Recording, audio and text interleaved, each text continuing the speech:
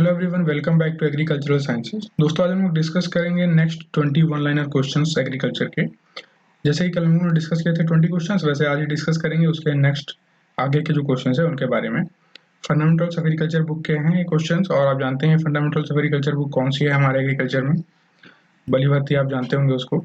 तो चलिए सबसे पहला क्वेश्चन जो है डिस्कस करते हैं हम लोग। 21st क्वेश्चन जो कि हमारा वो ये कहता है कि soils high in swelling clays which cracks widely upon drying resulting in shrinking, shearing and soil mass movement are the characteristic of। अभी क्या कहता है क्वेश्चन, ये समझिए हिंदी में।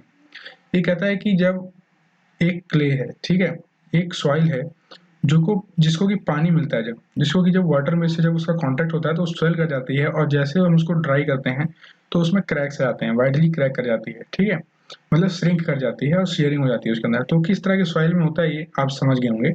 ये ब्लैक सॉइल में होता है, और ब्लैक सॉइल को आप किसमें कैटेगराइज करते हैं? वर्टी सॉइल बोलते हैं इसको आप। तो इस तरीके से आप इसको याद रख सकते हैं।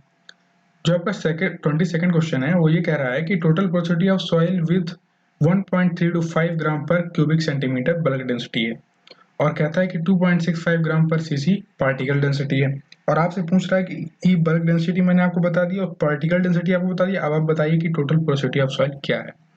कुछ नहीं करना है, देखना है कि कितना इससे बल्क डेंसिटी से पार्टिकल डेंसिटी कितनी ज़्यादा है। ये जस्ट इसको फ्रैक्शन में कर दीजिए और आपका आ जाएगा 1/2 एंड ये 50%। आंसर आपका सामने है। 23rd क्वेश्चन आपका है, which one of the following micro organisms is responsible for the maximum nutrient cycling in the soil. कह रहे हैं किस तरह के माइक्रो ऑर्गेनिज्म ज़्यादा रिस्पॉन्सिबल होते हैं, ये बहुत इंपॉर्टेंट होते हैं न्यूट्रिएंट साइक्लिंग के लिए सॉइल में, और ये मैक्सिमम न्यूट्रिएंट साइक्लिंग इन्हीं के द्वारा किया जाता है। तो ये है आपका बैक्टीरिया, याद रखिएगा, पूछा आता है क्वेश्चन। अब 24th क्वेश्चन काफी ज्यादा इंटरेस्टिंग है। ये कह रहा है कि ये आपके पास 4 ऑप्शन है, 4 स्टेटमेंट है, ए बी सी डी, और इनमें से बताना है कि कौन सी करेक्ट है और कौन सी इनकरेक्ट है। तो पहला जो स्टेटमेंट है वो ये कह रहा है कि rhizobia fix nitrogen in the soil non symbiotically, azotobacter fix nitrogen symbiotically in association with legumes.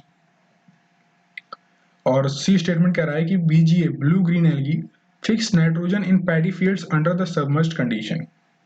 और डी कह रहा है clostridia fix nitrogen symbiotically in association with legumes.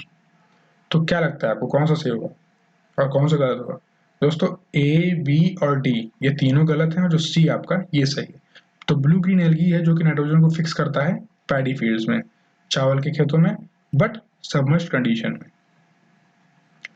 25th question क्या कहता है?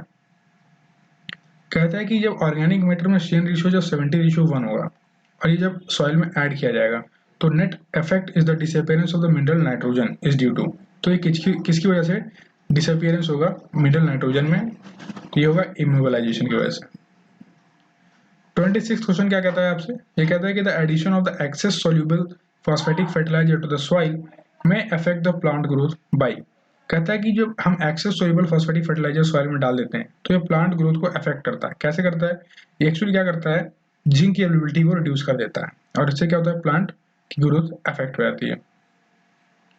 27th क्वेश्चन आपसे कहता है कि as plants grow to the maturity the concentration of plants nutrients changes, what kind of changes occur in respect of NPK CA and Mg, मतलब nitrogen, phosphorus, potassium, calcium and magnesium. तो इनमें क्या changes आते हैं जब पेड़ maturity का attain कर लेता है, जब वो काफी बड़ा हो जाता है तो उसमें इनको लेकर कुछ चेंजेस आते हैं। तो क्या चेंजेस आते हैं वो आपको बताना है। तो बताना है आपको ये कि NPK डिक्रीज हो जाता है और CAMG इंक्रीज हो जाता है। अब आप जरा NPK और CAMG इनका रोल बताइए मुझे, क्या होता है?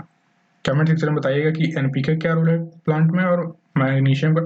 चलिए CNMG बता देता हूँ आपको, थोड़ा सा कम करता हूँ लोड।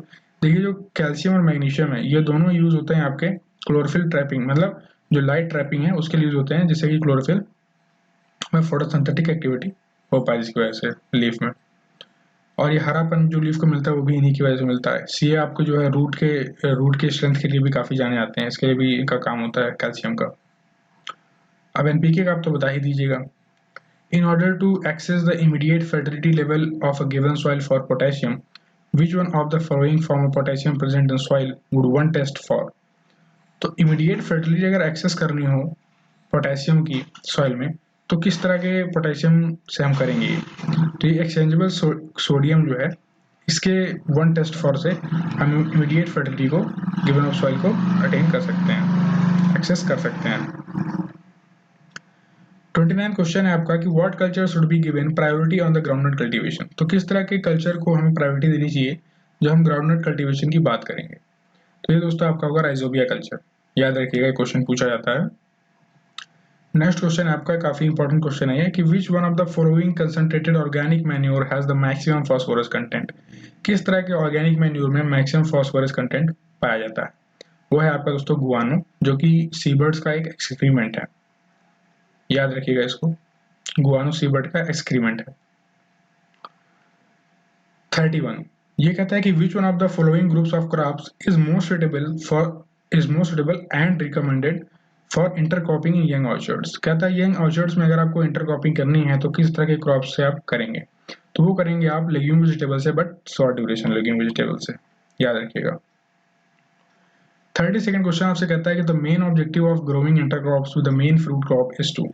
तो आखिर हम लोगों ने ये दोस्तों डिस्कस किया था इंटरक्रॉपिंग जब मैं आपको पढ़ा रहा था चैप्टर 1 जब हम लोग पढ़ रहे थे फंडामेंटल्स ऑफ एग्रीकल्चर बुक का क्रॉपिंग सिस्टम एंड पैटर्न के बारे में। तो वहां मैंने आपको बताया था कि इंटरक्रॉपिंग का क्या एम होता है, इसको डिटेल में डिस्कस किया था इंटरक्रॉपिंग के बारे में। नहीं देखा आपने तो उसको जाकर देखिएगा, प्लेलिस्ट बनी हुई है अरुण कहते हैं कि वहां पर सभी वीडियोज हैं। चैप्टर 3 अभी इस समय चल रहा है हम लोगों का और फर्स्ट एंड सेकंड खत्म हो गया, तो उनको जाकर देख लीजिएगा। तो ये क्यों करते हैं हम लोग इंटरक्रॉपिंग, ये एडिशनल इनकम लेने के लिए करते हैं, डाइवर्सिफाइड इनकम जिससे कि फार्मर्स को मिले, इसलिए इंटरक्रॉपिंग को अडॉप्ट किया जाता है।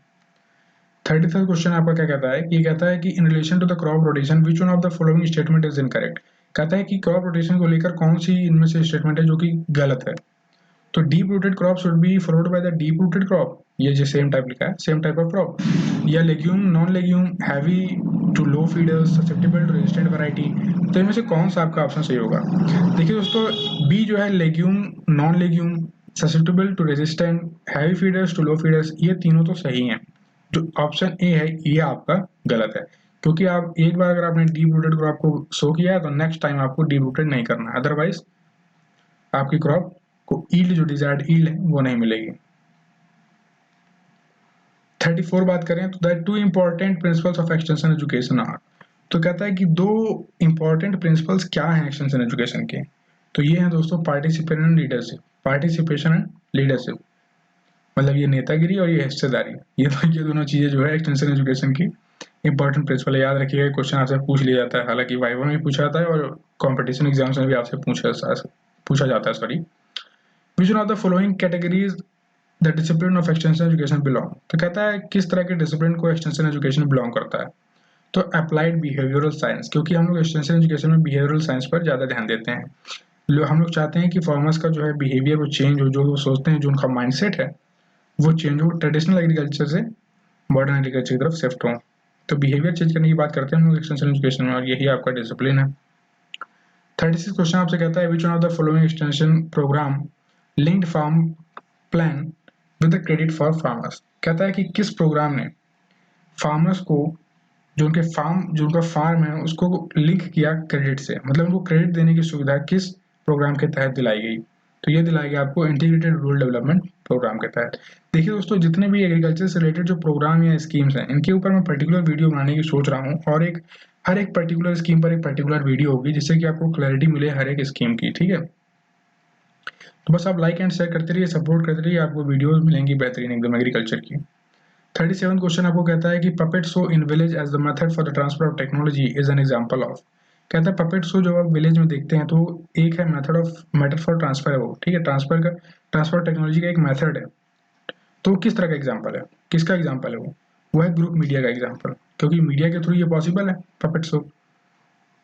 अब 38 की बात करें तो ये कहता है कि 1 क्यूबिक फ्लो में कितना पानी होएगा, 1 आवर में कितना पानी फ्लो करेगा 1 क्यूबिक फ्लो में। ठीक है, या आपका होगा 3.6 इंटू 10⁻⁶। याद रखना है आपको, ये क्वेश्चन डायरेक्टली आपसे पूछा सकता है, टेक्निकल क्वेश्चन होते हैं सब, इनके चांसेस ज्यादा होते हैं आने के। अब 39 क्वेश्चंस के बारे में बात करते हैं। ये कहता है आपके a farmer is to select the suitable crops for drought prone unirrigated area, which one of the following crops of the crop should be chosen for the mixed cropping. कहता है कि एक फार्मर जो है ड्रॉट एरिया में, जो कि unirrigated area है, वहां पर वो फसल उगाना चाहता है, और आपसे ये क्वेश्चन कह रहा है कि उसको मिक्स क्रॉपिंग करनी है, तो बताइए किस तरह के क्रॉप्स को वहां पर वो ग्रो करे। तो उसको करना चाहिए सीसेम, सॉर्गम, पर्ल मिलेट, निगेर। तो इनको क्या होता है, वाटर रिक्वायरमेंट इनकी कम होती है, तो ये ड्रॉट एरिया में भी मतलब ये ड्रॉट रेजिस्टेंट क्रॉप्स हैं, ऐसा कह सकते हैं आप।